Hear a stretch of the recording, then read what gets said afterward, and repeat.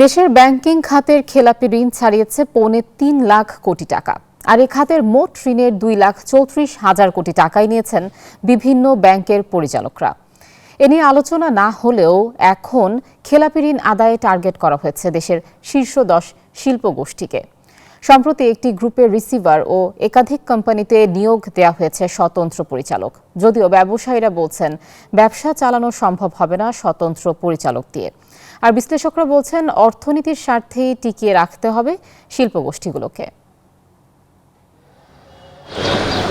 ৩.৫ লাখ কোটি টাকার বেশি খেলাপি ঋণে জর্জরিত দেশের ব্যাংকিং খাত, যেখানে মোট ঋণের 2,34,000 কোটি টাকা নিয়েছেন বিভিন্ন ব্যাংকের 760 পরিচালক।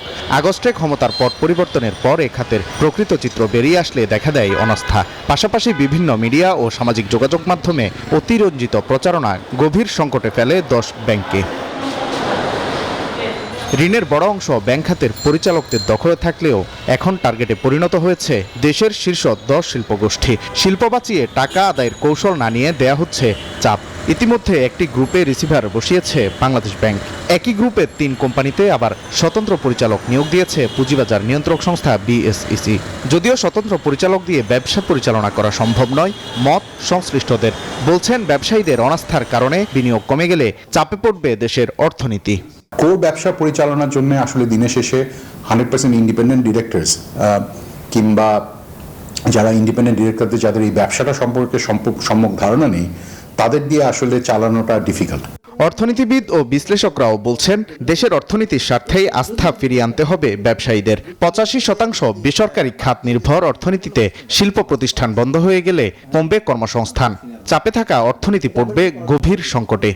যে বড় বড় শিল্প কারখানা লার্জ কংগ্লোমারেট যেগুলো বন্ধ করা হচ্ছে, সেগুলোর জন্য কিন্তু বাংলাদেশের অর্থনীতি এটা হুমকির ভিতরে পড়বে। তার কারণ হচ্ছে যে এখানে আপনার এটার সাথে জড়িত হচ্ছে যে এমপ্লয়মেন্ট জড়িত, এটার সাথে জড়িত, এটার উপরে ডিপেন্ড করবে বেকারত্ব কত বাড়বে এবং এমপ্লয়মেন্টও কত বাড়বে। যে অর্থনীতিতে উচ্চ বেকারত্ব এবং উচ্চ মূল্যস্ফীতি একসাথে বিরাজ করে, ওই অর্থনীতি থেকে আসলে স্থবিরতা চলে আসে। ভালো প্রতিষ্ঠানগুলোকে বন্ধ করার এটা কোনো অর্থনৈতিকভাবে যৌক্তিক না। বরঞ্চ আপনি শাস্তি দিতে পারেন আইনের অনুযায়ী। শাস্তি এবং টাকাগুলি যে গেছে, অনেকেই ব্যাংক থেকে ঋণ নিয়েছে, ইচ্ছাকৃতভাবে তারা ঋণ খেলাপি হয়েছে, সেই টাকাগুলি উদ্ধার করা এবং দেশের প্রচলিত আইনে ব্যবস্থা নেওয়া।